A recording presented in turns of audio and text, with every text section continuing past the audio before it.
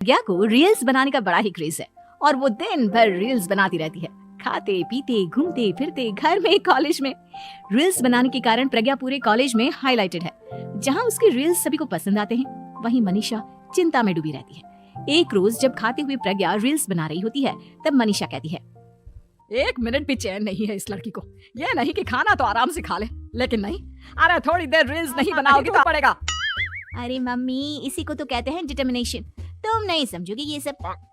भगवान, इस लड़की को सद्बुद्धि दे। जा देखो तब टेढ़ा बाका मुंह बनाती रहती है। मनीषा की बात का प्रज्ञा पर जरा भी असर नहीं होता और वो खाते खाते रील्स बनाती रहती है। दिन बीतने लगते हैं और देखते देखते प्रज्ञा का कॉलेज भी खत्म हो जाता है। आए दिन कोई ना कोई मनीषा को प्रज्ञा की शादी करवाने का सुझाव दे जाता है। सब ठीक ही कहते हैं, प्रज्ञा की शादी कर देनी चाहिए। अपने घर के काम काज में व्यस्त हो जाएगी तो खुद ही ये रील्स और नाच गाना बंद हो जाएगा। मनीषा और प्रेम प्रज्ञा के लिए एक अच्छा लड़का ढूंढने लगते हैं और तभी विकी का रिश्ता प्रज्ञा के लिए आता है, जिसने प्रज्ञा को उसकी रील्स देखकर पसंद कर लिया था। अगले दिन विकी अपने माता पिता के साथ प्रज्ञा के घर पहुंच जाता है और प्रज्ञा साड़ी पहने हाथों में चाय की ट्रे लिए उनके सामने आती है। जब विकी को पसंद है तो हमें भी बहू पसंद है। बहन जी, आप बारात की तैयारी कीजिए। एक बार लड़का लड़की अकेले में बात कर ले तो अच्छा रहेगा। हाँ हाँ, क्यों नहीं। मनीषा विकी को प्रज्ञा के कमरे में भेजती है, जहाँ प्रज्ञा पहले से ही रील्स बना रही होती है। तभी विकी कहता है, आ गए आपके साजन जी। हमारे साथ ये रील्स कंप्लीट करती तो और भी अच्छा रहता। अच्छा जी, आप आ ही गए हैं तो बना ही लेती हूँ आपके साथ। दोनों मिलकर रील्स बनाते हैं।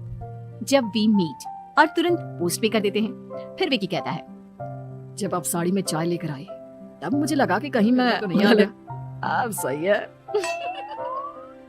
दोनों की शादी पक्की हो जाती है और शादी के दिन भी प्रज्ञा रील्स बनाने से चूकती नहीं। यहाँ तक कि बारात के समय भी नाचते हुए रील्स बनाती है। सभी लोग प्रज्ञा की तारीफ के पुल बांध देते हैं और प्रज्ञा नाचती गाती अपने ससुराल चली जाती है। सब कुछ अच्छा चल रहा होता है। प्रज्ञा यहाँ भी दिन भर हर चीज की रील्स बनाती रहती है। लेकिन कुछ दिनों के बाद जब सुनीता कहती है, बहू, ये रील्स के साथ साथ कुछ काम भी कर लिया करो। वैसे तुझे और क्या क्या बनाना आता है? मम्मी जी, वैसे तो सब कहते हैं कि मैं सब कुछ अच्छा बनाती हूँ, लेकिन मुझे लगता है कि मैं मैगी अच्छा बना लेती हूँ। हाँ, कॉफी भी अच्छा बना लेती हूँ और मुंह तो सबसे अच्छा बना लेती हूँ। हैं? अच्छा। सुनीता अपना माथा पकड़ लेती है और कहती है, बहू, कुछ खाना बनाना भी सीख लेती। मम्मी जी, मैं लंबी प्लानिंग कर रही हूँ। जल्दी ही मैं इतनी फेमस हो जाऊंगी कि मुझे पैसे मिलने लगेंगे। हम दोनों सास बहू राज करेंगे, राज नौकर काम करेंगे और लोगों की तो लाइन लगेगी हमसे मिलने के लिए। तेरा दिमाग खराब हो गया है क्या बहू? हंसी मजाक तक ठीक है, लेकिन इस तरह घर नहीं चलते। जितना जल्दी हो इस घर के तौर तरीकों को सीख लो। प्रज्ञा मुंह घुमाकर चली जाती है और तुरंत उसी वक्त एक रील बनाती है। ये देख सुनीता का गुस्सा 7वें आसमान पर चला जाता है और विकी के घर आते ही सुनीता उसे सब कुछ बताती है। विकी भी अब प्रज्ञा की इन हरकतों से परेशान हो जाता है। तुम टेंशन मत लो मम्मा, मैं देख लूंगा। विकी कमरे में जाता है तो देखता है कि प्रज्ञा रील्स बना रही है। विकी बड़े ही प्यार से प्रज्ञा से कहता है, प्रज्ञा, इन सबके लिए मैं तुम्हें मना नहीं कर रहा हूँ, लेकिन फिर भी हर वक्त तो ये अच्छा नहीं लगता ना। समझने की कोशिश करो, मुझे भी तुम्हारा थोड़ा वक्त चाहिए। मैं जब ऑफिस से आता हूँ तो मुझे समय देने की जगह इसी में लगी रहती है। तुम ज्यादा ही सोच रहे हो। तुम भी मेरे साथ रील्स बनाओ ना, तुम्हें भी बहुत अच्छा लगेगा। तुम्हें इज्जत से कोई बात समझ में नहीं आती क्या? दिमाग खराब हो गया है तुम्हारा इस चकाचौंध से। अगर तुमने अपना रवैया नहीं बदला तो मैं तुमसे दूर चला जाऊंगा। तुम ही रिश्ता लेकर आए थे, मुझे लड़कों की कमी नहीं थी और ना आज है। विकी दरवाजा पटक कर चला जाता है। धीरे धीरे विकी प्रज्ञा से दूर होता जाता है। एक रोज मनीषा प्रज्ञा के ससुराल उससे मिलने जाती है। तब सुनीता उससे कहती है, बहन जी, अब आई हैं तो कुछ दिन यहाँ रहकर जाइएगा। आप ही का घर है। हाँ मम्मी, बहुत दिन हो गए तुम्हारे साथ एक भी रील नहीं बनाई मैंने। प्रज्ञा तुरंत अपने फोन में रील्स ऑन कर लेती है। ये सब मुझसे नहीं होता। तेरा ये भूत अभी तक नहीं उतरा क्या? बहन जी, आप कुछ कहती नहीं क्या इसे? जब आप ही कुछ नहीं कर पाई तो मैं कर ही क्या सकती हूँ। सास तो वैसी ही बदनाम है।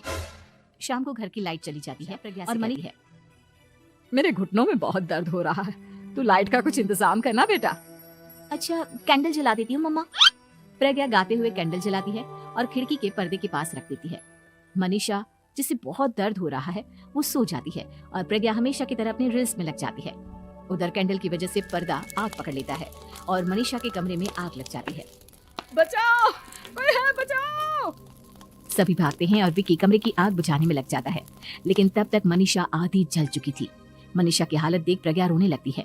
विक्की मनीषा को तुरंत हॉस्पिटल ले जाता है और उसे एडमिट कराता है। विक्की प्रज्ञा से कहता है, देख लिया ना, तुम्हारे इस नाच गाने की वजह से आज तुम्हारी माँ की जान जाते जाते रह गई। अब पता नहीं तुम और क्या चाहती हो। उधर डॉक्टर कहते हैं, इनकी हालत बहुत नाजुक है, आधे से ज्यादा जल चुकी है। प्रज्ञा रोती हुई मंदिर में जाती है और भगवान के आगे जाकर कहती है, भगवान मेरी माँ को ठीक कर दो, मैं कसम खाती हूँ हाथ से ये रील्स बनाना छोड़ दूंगी, बस मुझे मेरी माँ वापस मिल जाए। 2 दिन बीत जाते हैं और मनीषा खतरे से बाहर आ जाती है। पेशेंट अब ठीक है, आप लोग उनसे मिल सकते हो। सब कोई मनीषा से मिलता है और प्रज्ञा सबके सामने अपना फोन तोड़ देती है। मुझे माफ कर दो मम्मा, मैंने तुम लोगों की बातों को नजरअंदाज किया। बेटा, कोई भी चीज जरूरत से ज्यादा खराब है। मैंने तुम्हें रील्स बनाने से कभी मना नहीं किया, लेकिन हर वक्त एक ही चीज तो सही नहीं है।